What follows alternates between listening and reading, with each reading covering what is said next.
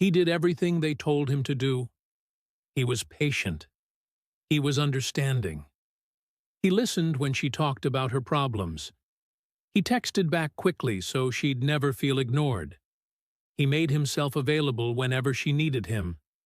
He never raised his voice, never pushed back, never made her uncomfortable. And on their third anniversary, she sat across from him at dinner and said the words that broke something in his chest. "I love you, but I'm not in love with you." 2 months later, she was with someone else, someone who, by every objective measure, was worse for her, less successful, less attentive, less patient. The kind of man he'd spent years trying not to become.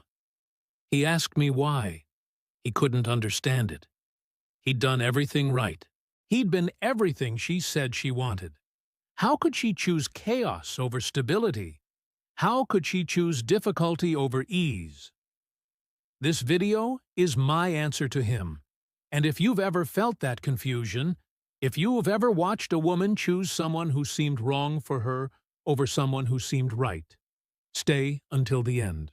Because what you're about to learn will restructure everything you think you know about what women actually want. Here's the truth he missed. Women don't want what they say they want. They want what they feel. And what they feel is determined by something far older than logic, far deeper than preference lists, far more primal than conscious choice. Schopenhauer identified this 2 centuries ago. He wrote that the intellect is merely the servant of the will. Our conscious mind creates explanations for choices our unconscious has already made. We feel first. We justify later.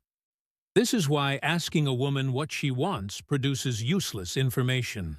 She'll tell you kindness, stability, good communication, and she means it.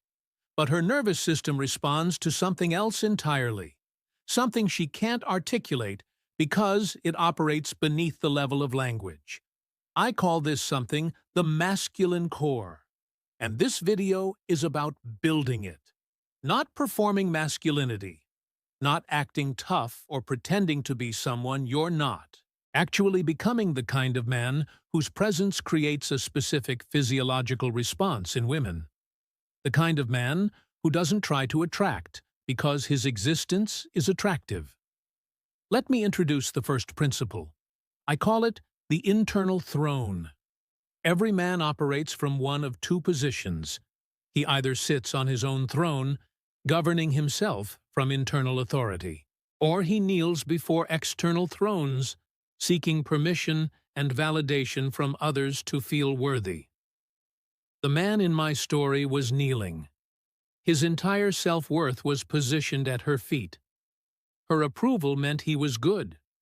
Her disapproval meant he was failing. Her attention meant he was worthy.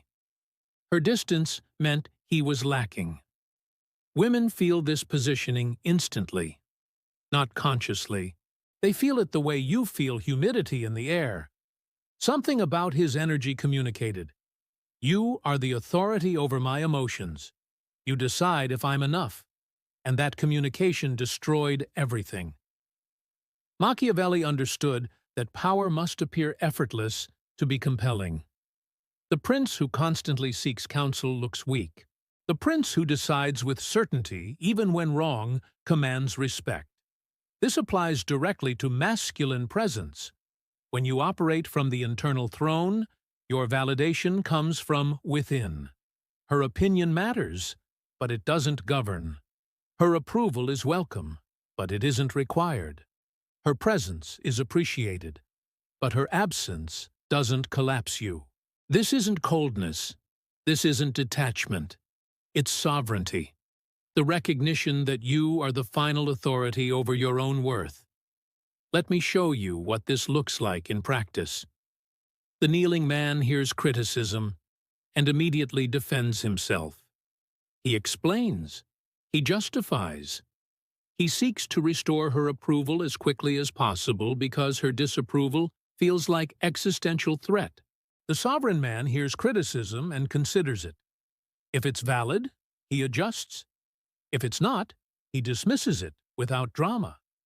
His response communicates, "Your opinion is one data point among many. It doesn't restructure my reality." The kneeling man changes his plans when she seems displeased. He cancels commitments. He rearranges priorities. He signals through every action. Your comfort is more important than my word. The sovereign man maintains his commitments. If she's displeased, he addresses it without abandoning his structure. He signals, "I keep my word to myself before I keep it to you."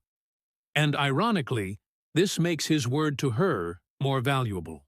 Jung wrote about the process of individuation, becoming fully yourself by integrating all parts of your psyche.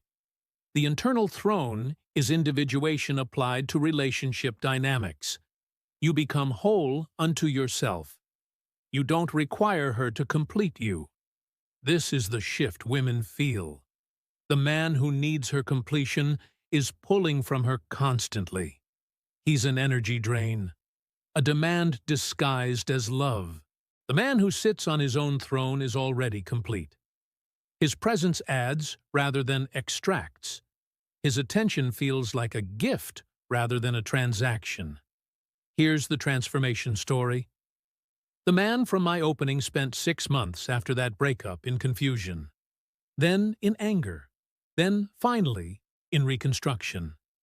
He stopped asking, "What do women want?" and started asking, "Who am I when no one's watching?" He built his throne slowly, started keeping promises to himself. Small ones at first. Gym at 6 a.m. whether he felt like it or not. Projects completed without external accountability. Opinions held without seeking agreement. A year later, he met someone new. Same kindness, same patience, but something different underneath. She noticed it immediately. She said later, "You feel like you don't need anything from me. It made me want to give you everything." That's the internal throne, the foundation everything else builds upon. The second principle separates men women admire from men women desire. I call it the weight capacity, and it's about what you can carry without breaking. Every relationship applies weight. Challenges, disappointments, stresses, fears, decisions that have no good options, moments when everything feels like it's falling apart. Women are watching to see what happens when weight lands on you, not because they're testing you consciously, but because something in them needs to know. Can he handle pressure? Will he collapse when things get hard? Can I lean on him when I can't stand alone? These questions operate beneath awareness. They're survival questions, ancient evaluations running in the background, and your answer comes not from what you say, but from how you carry weight. Let me show you the wrong way first. He loses his job. Instead of processing this privately and presenting a plan, he immediately dumps the emotional load on her. His fear, his anxiety, his spiral. She becomes his therapist, his coach, his emotional container. He's not carrying the weight. He's transferring it. She comforts him because that's what good partners do. But something dims in her attraction. Not because she's shallow, because something in her recognizes he can't carry this.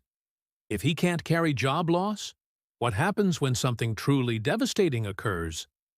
Now watch the right way. Same situation. He loses his job. He feels the fear, the anxiety, the spiral. But he processes it through journaling, through exercise, through conversations with male friends.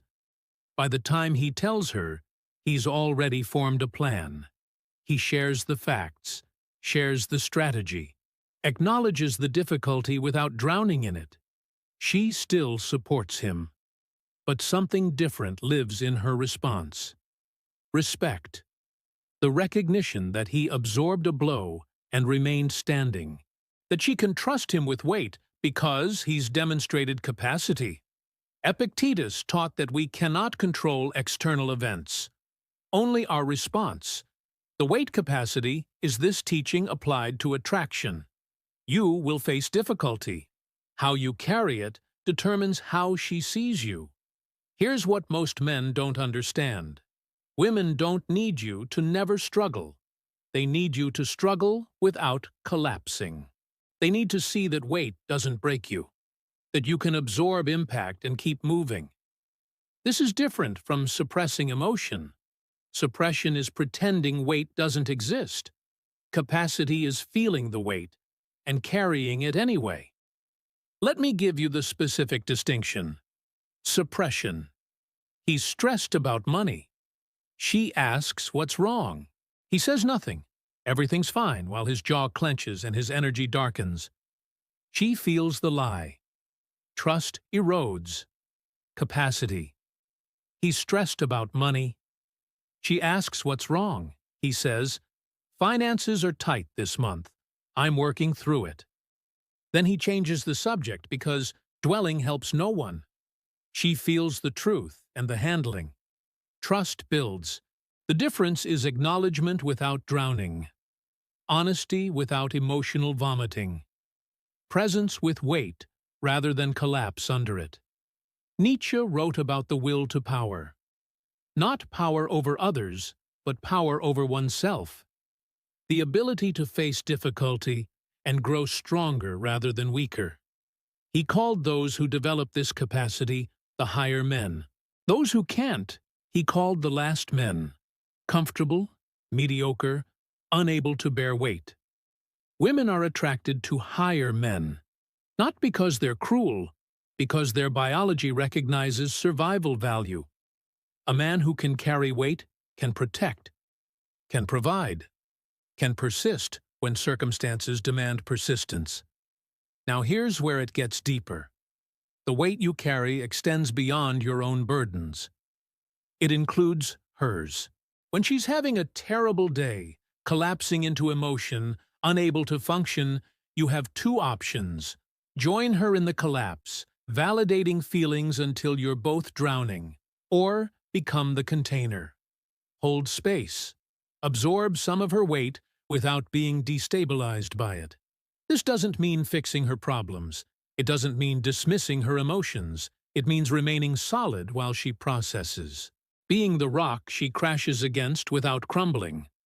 Robert Greene wrote about the seductive power of stability. In a chaotic world, the person who remains calm becomes magnetic. Everyone else is reactive, emotional, thrown by events. The stable presence stands out simply by not joining the chaos. This applies directly to relationships. When she's chaotic, your stability becomes her anchor.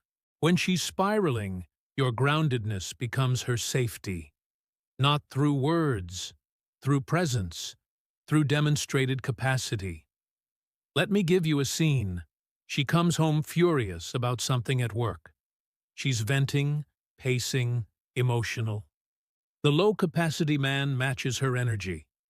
He gets worked up alongside her. He adds his own complaints. Together they spiral into negativity. The high-capacity man does something different. He sits. He's present. He doesn't try to solve or dismiss. He listens. His body language communicates, "I can hold this. Your storm doesn't threaten my stability." After she's processed, something shifts in her. She feels lighter. And she feels something toward him that she couldn't name. Safety. The recognition that she can fall apart and he'll still be standing.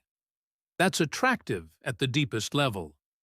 Building capacity isn't about pretending weight doesn't hurt.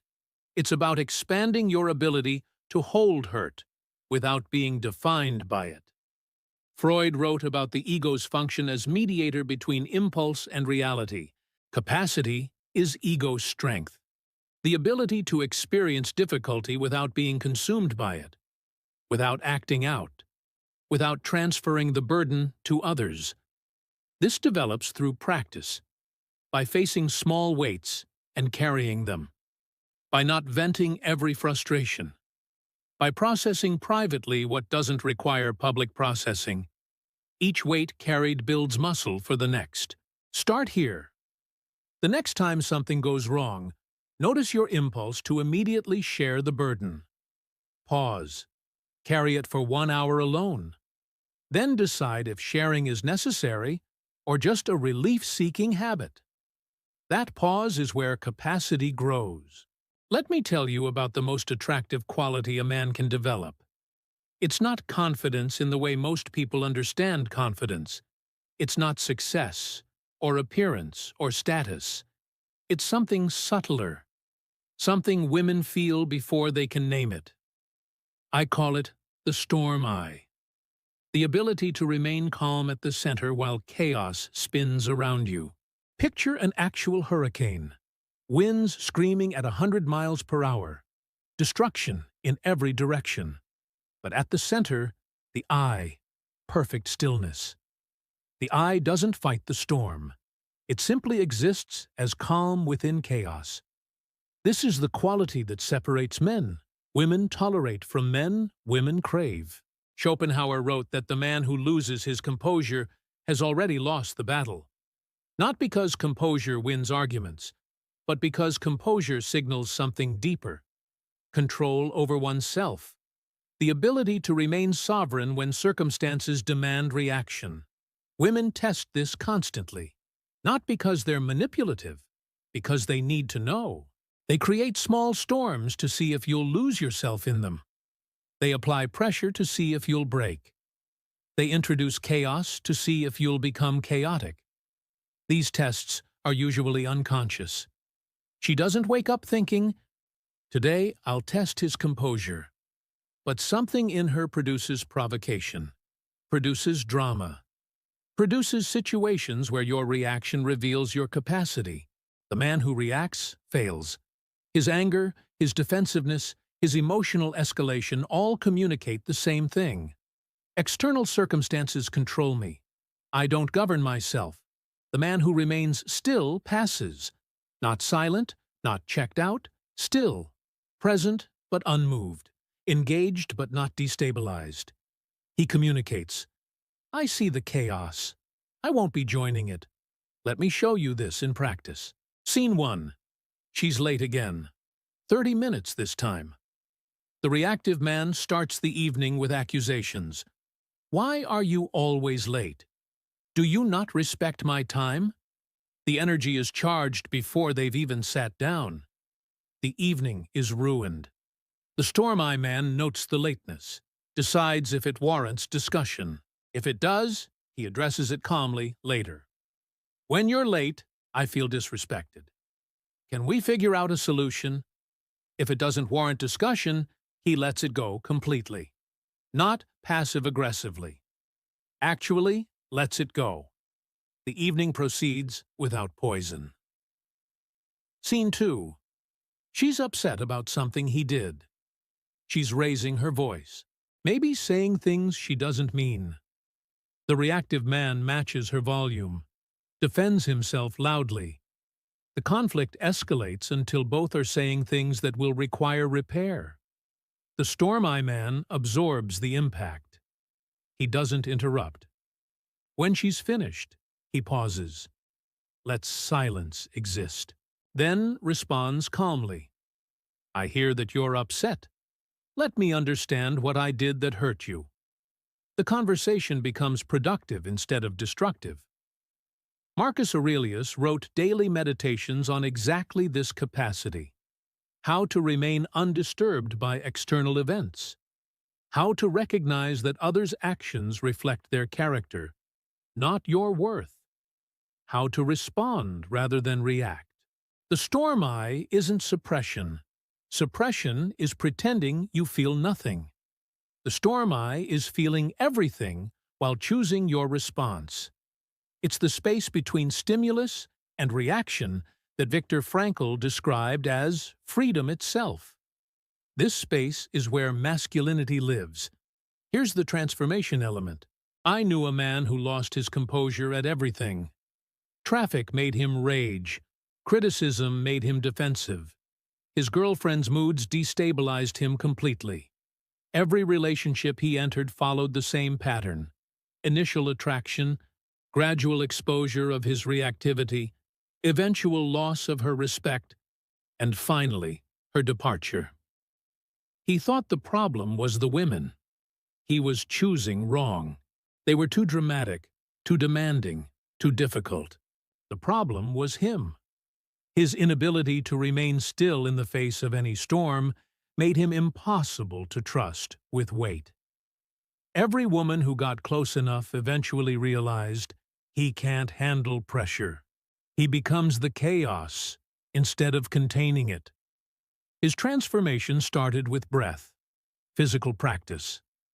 When he felt reactivity rising, he'd pause, breathe, feel the impulse without acting on it. The gap between trigger and response grew from nothing to a second to several seconds to minutes. That gap changed everything. The next woman he dated noticed immediately. She pushed his buttons the way all women unconsciously do. And instead of explosion, she got stillness. Instead of defensiveness, she got curiosity. Instead of chaos matching chaos, she got the eye of the storm. She told him later, "I kept waiting for you to lose it. When you didn't, something in me relaxed. I felt safe in a way I'd never felt." That's the storm eye. The ability to be the calm that others can count on. Jung wrote about the integration of the shadow, the parts of ourselves we'd rather not acknowledge. Reactivity often comes from unintegrated shadow, triggers that have power over us because we haven't faced them.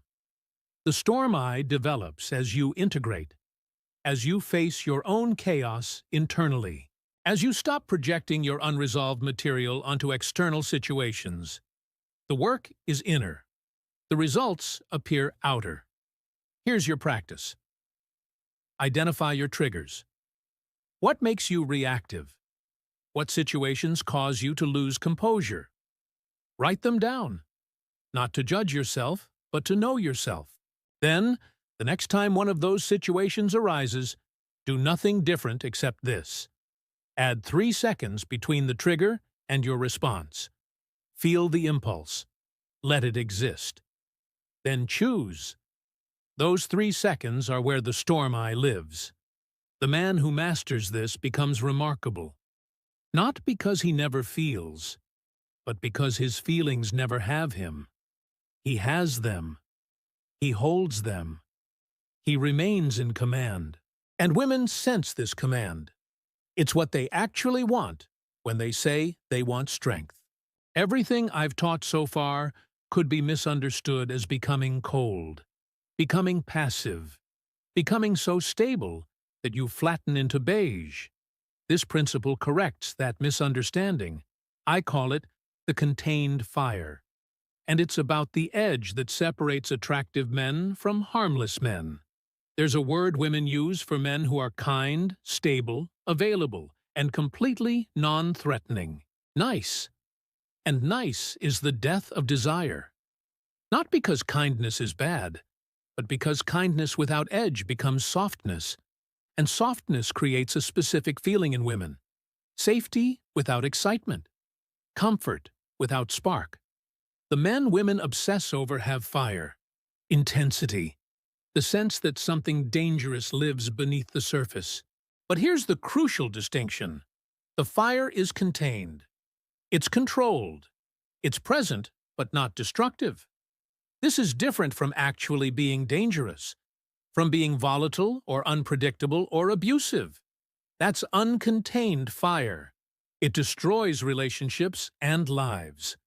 What I'm describing is the perception of capacity, the sense that you could burn, but you choose not to. Machiavelli wrote that it's better to be feared than loved if you cannot be both. But this requires nuance. Fear in relationship isn't terror. It's respect mixed with uncertainty. The recognition that you're not entirely predictable. That there's something in you she hasn't fully mapped. The nice guy is entirely mapped. She knows exactly what he'll do in every situation. He'll accommodate. He'll please. He'll avoid conflict. There's no fire, so there's no mystery, no heat, no charge. The man with contained fire is partially unmapped. She knows he won't harm her, but she also senses capacity. The ability to be forceful when required. The willingness to fight when necessary. The intensity that's usually banked, but sometimes flares. Let me make this concrete. The fireless man gets disrespected by someone at a social gathering. He swallows it, laughs awkwardly, changes the subject. His partner watches him shrink and something in her dims. The man with contained fire gets the same disrespect. He doesn't explode, but something shifts in his face. His eyes harden for just a moment. He says something short and pointed, or he simply looks at the person until they look away. Then he returns to normal, as if nothing happened. His partner watches this. She feels something rise in her. Not fear, attraction.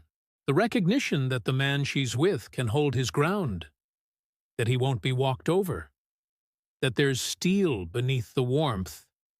Nietzsche wrote about the Superman as one who has mastered himself. Mastery implies something to be mastered. The fire exists. The impulse toward aggression, dominance, and force exists. The Superman doesn't eliminate these impulses. He governs them, uses them when appropriate, contains them when not. This is what women actually want. Not safe, not dangerous, something in between. The safety of containment, with the knowledge of what's being contained. Let me give you the transformation. I worked with a man who had completely eliminated his fire. Years of cultural messaging had convinced him that masculine energy was toxic, that intensity was violence, that edges were abusive. He'd become so soft that his own girlfriend described him as harmless, and she meant it as a concern, not a compliment. We worked on reconnecting him with his fire, not expressing it destructively, just acknowledging that it existed, that he was capable of anger, capable of aggression, capable of protective violence if his family required it. The shift was visible. His posture changed. His voice dropped. His eye contact held longer. Something about him became more solid, more present, more alive. His girlfriend noticed immediately. She said, "I don't know what's different, but something is. You feel more here, more real, less like you're playing a role." That's contained fire. The authenticity of acknowledging all of yourself, including the parts that could burn.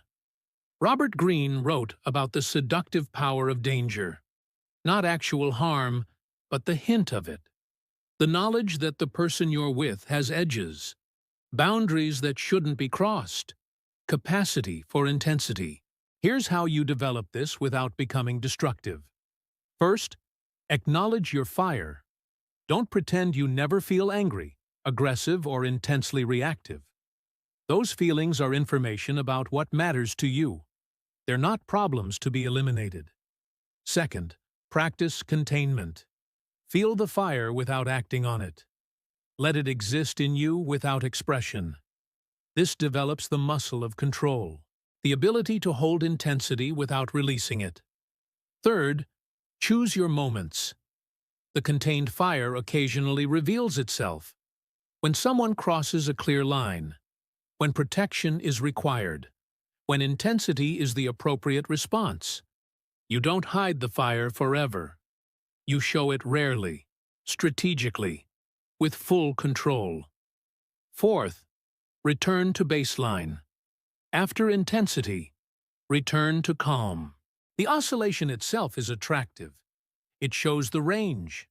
It proves that fire exists and that you govern it. Jung wrote about the shadow as containing both destructive and creative potential. The shadow isn't just darkness, it's power, energy, intensity. Men who fully integrate their shadow have access to this energy without being controlled by it. The fireless man has abandoned his shadow. He's half a man, pleasant but powerless, kind but impotent. The man with contained fire has integrated his shadow. He's complete. He has access to his full range. And that completeness is what women actually respond to. Here's your practice.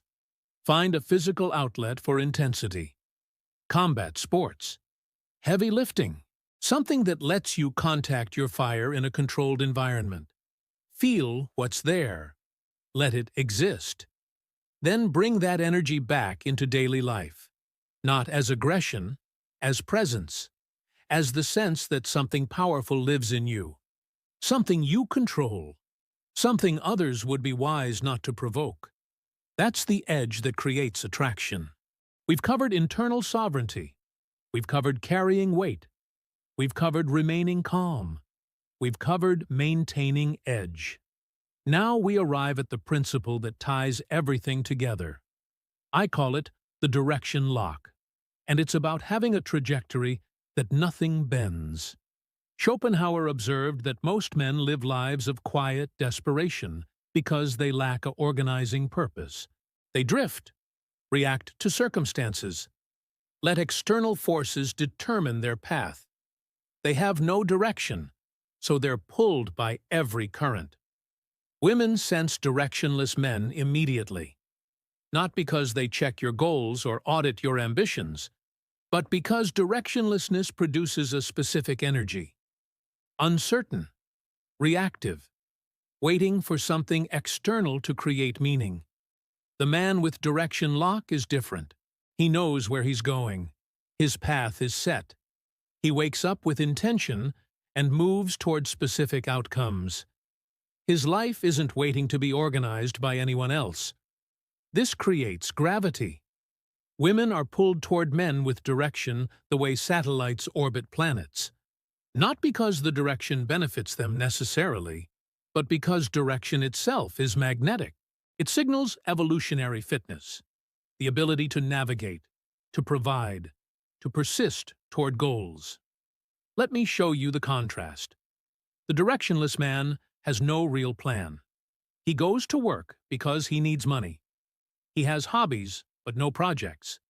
His weekends happen to him. When she asks about his goals, he gives vague answers. Maybe I'll do this. I've thought about that. Nothing locked. She feels this.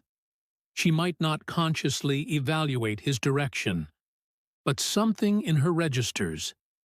He doesn't know where he's going, which means he can't lead me anywhere, which means I'll have to navigate for both of us. That feeling kills attraction. Not because women can't navigate, but because they don't want to navigate for a man. They want to be with someone whose direction they can either join or admire from alongside. The direction-locked man has a locked trajectory. He knows what he's building. His days have structure. His choices align with outcomes he's chosen. When she asks about his goals, his answer is specific, concrete, already in progress.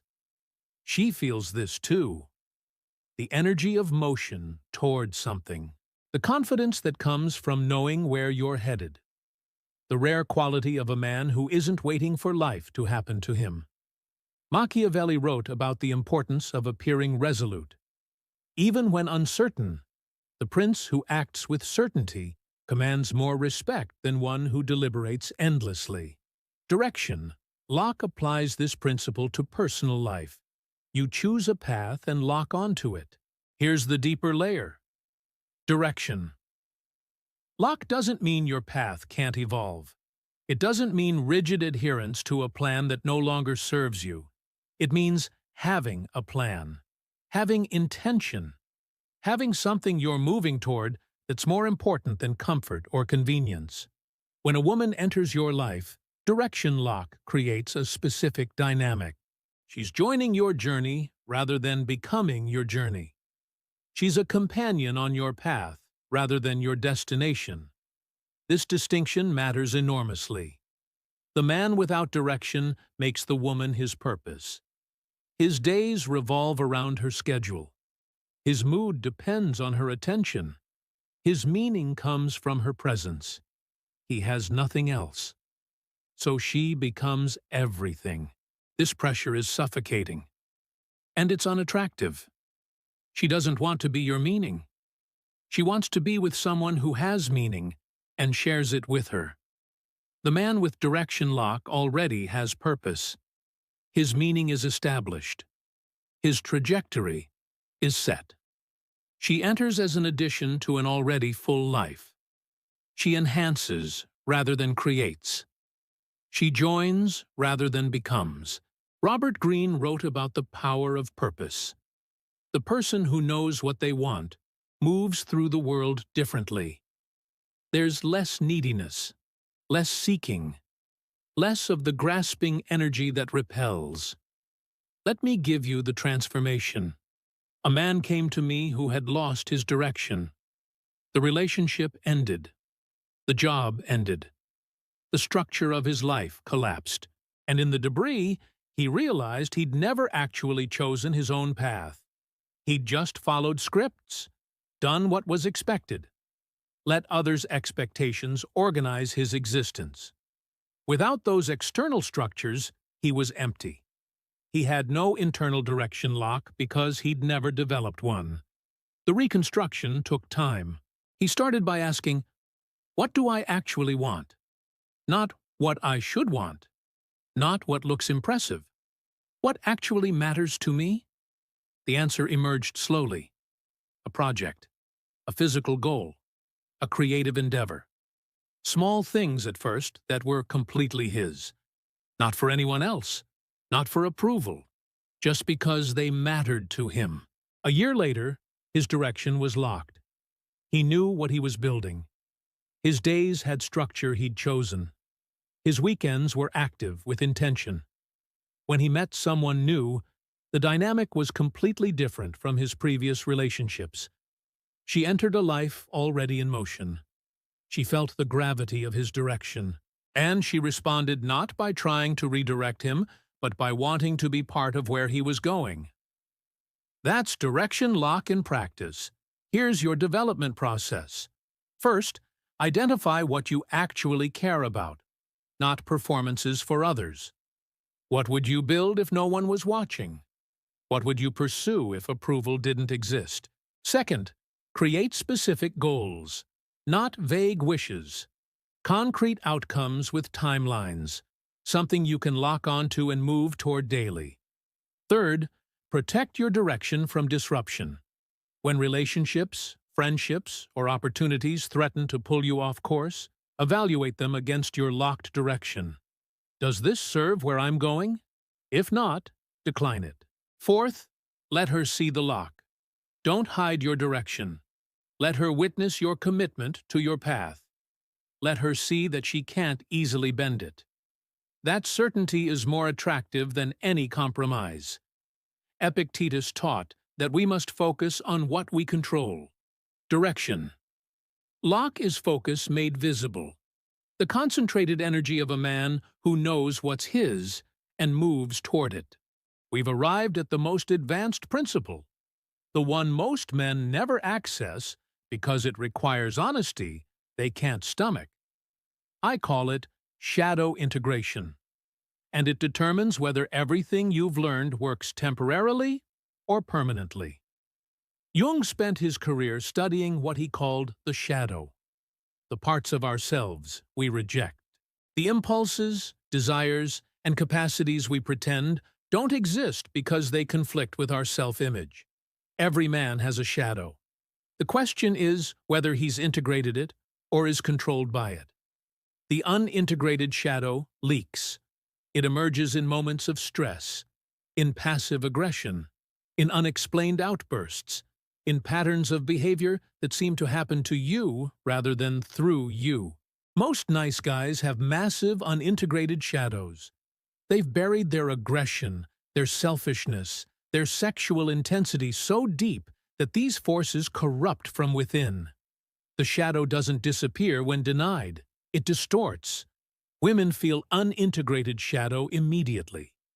It creates a sense of falseness, of something hidden, of a person who isn't quite showing all of themselves, and that feeling prevents deep trust. The integrated shadow is different. The man who has faced his darkness, acknowledged his capacity for harm, accepted the parts of himself he'd rather not have, that man carries a different energy entirely. He's not performing goodness. He's choosing it. And the choice only has weight because the alternative exists. Let me make this concrete. The unintegrated man denies his jealousy. "I'm not jealous," he says, while his body tenses and his energy darkens when she mentions other men. She feels the contradiction. She sees him saying one thing while being another. Trust erodes. The integrated man acknowledges his jealousy. "I notice I feel jealous when you mention him. I'm not going to act on it, but I wanted you to know it's there." She feels the honesty. She sees a man who knows himself. Trust deepens. The unintegrated man denies his sexual intensity. He pretends he's only interested in connection, in conversation, in emotional intimacy. But his shadow contains want, hunger, desire. And because it's denied, it leaks out as neediness, as covert pressure, as energy that doesn't match his words. The integrated man acknowledges his desire. He doesn't pretend he only wants to talk. He expresses want directly, not crudely, not aggressively, but honestly. And that honesty is attractive because it's congruent. His words and his energy align. Nietzsche wrote about the dangers of moral hypocrisy. The person who claims virtue while denying their capacity for vice becomes something worse than either. They become self-deceived. And self-deception is the enemy of genuine presence. Here's the transformation story. I knew a man who was terrified of his own anger. He'd grown up in a home where anger meant violence, so he'd buried it completely. He was the calmest, nicest, most non-threatening man you'd ever meet. And his relationships kept dying. Women would describe him as too nice, too soft, something missing. He couldn't understand it. He was doing everything right. Why didn't they want him? The missing element was his shadow. By denying his anger completely, he'd denied his fire, his edge, his capacity for intensity. He'd become a partial man, showing only the pleasant parts, hiding everything else. His integration process was uncomfortable. He had to contact the anger he'd buried, feel it, acknowledge that he was capable of rage, of aggression, of harm, not to act on these capacities, but to own them. As he integrated, something shifted. His presence gained weight. His niceness became choice rather than inability. Women stopped describing him as too soft because there was clearly something beneath the softness. Something he controlled rather than something he lacked. Robert Greene wrote about the necessity of understanding your own darkness. The strategist who denies his capacity for ruthlessness becomes prey to those who don't deny theirs. The man who denies his shadow becomes prey to the shadow itself. Here's what shadow integration requires. First, identify what you've rejected. What parts of yourself have you denied? What impulses do you pretend don't exist? What would you never admit to anyone? Common shadows for men: anger, aggression, selfishness, sexual hunger, desire for dominance, competitive drive, the wish to be seen, the need for significance. Most of these have been pathologized by modern culture, so most men have buried them. Second, acknowledge without acting. The shadow doesn't need expression. It needs acknowledgement. You can feel anger without acting angrily. You can recognize desire without becoming predatory. The key is honesty with yourself about what's there. Third, let the shadow inform your presence. The integrated man has access to his full range. His kindness is meaningful because he could be unkind. His gentleness is powerful because he could be forceful. The shadow gives the light its contrast. Freud understood that what we repress controls us. Only what we face consciously can be governed consciously. Shadow integration is the process of facing so you can govern. Fourth, express the shadow appropriately. Sometimes anger is appropriate. Sometimes selfishness is appropriate. Sometimes intensity is exactly what's needed. The integrated man can access these energies when required, rather than having them leak out randomly. Women respond to integrated men because integration creates wholeness. They're not relating to a partial person. They're relating to someone who has faced themselves fully and chosen who to be. Here's your practice. Write down the parts of yourself you hide, not for anyone else to see, just for your own honesty. What do you deny? What do you pretend isn't there? Then, the next time one of those elements arises, don't suppress it. Don't act on it. Just acknowledge it. Say internally, I see you. You're part of me. I choose what to do with you. That acknowledgement is where integration begins. And integration is where true masculinity lives. Let me bring everything together. You've just received 6 principles that create what women actually respond to when they say they want a masculine man. Not performance, not posturing, something real, something built. The internal throne. Your worth comes from within. Her opinion matters but doesn't govern. You are the final authority over your own value. The weight capacity. You carry difficulty without collapsing. You absorb impact and remain standing. You become the container rather than adding to the chaos. The storm eye. You remain calm at the center of chaos. External events don't destabilize you. You choose your response rather than being controlled by reaction. The contained fire. You have edge, intensity, the capacity for danger that you control rather than suppress. You're not harmless. You're choosing peace. The direction lock.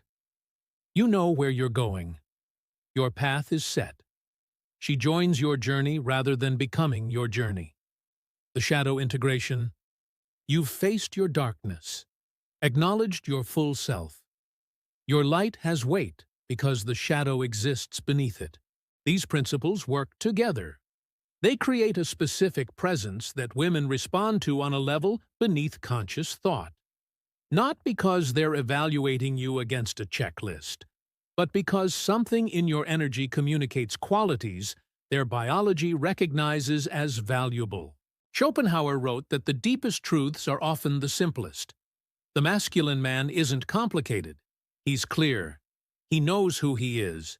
He knows where he's going. He carries weight without complaint. He remains calm in chaos. He has fire he controls. He's integrated his shadow. That's it. Everything else is commentary. Let me return to the man from the beginning.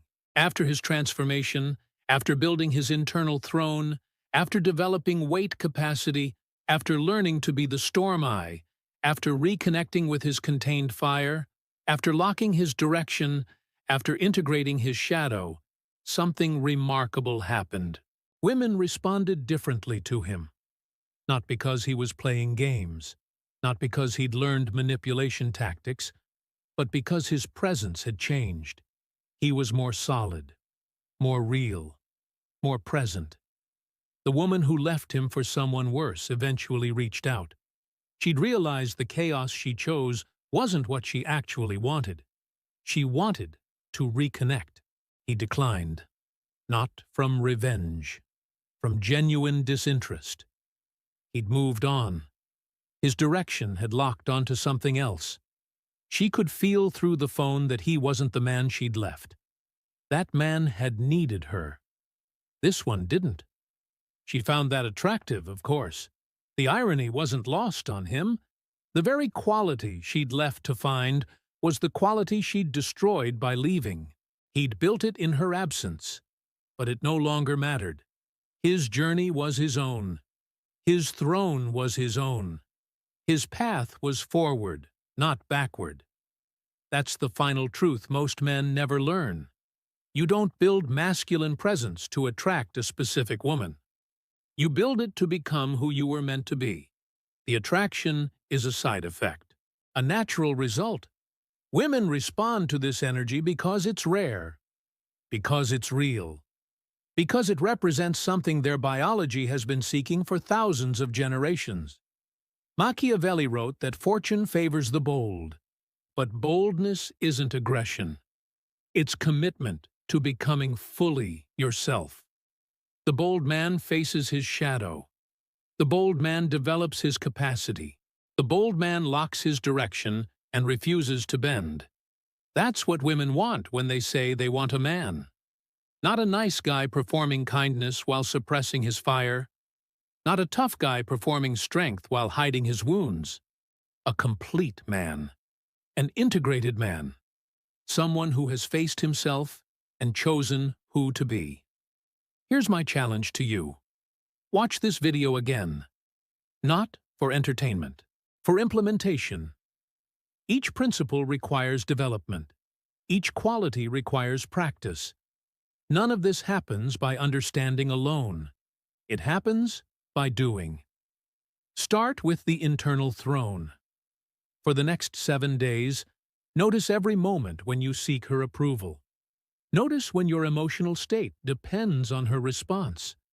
Notice when you've kneeled before an external throne rather than sitting on your own. Just notice. Awareness precedes change. Then move to the next principle, and the next. Let each one build on the last until the presence becomes natural. Until you're not thinking about being masculine. You simply are. Jung wrote that the privilege of a lifetime is to become who you truly are.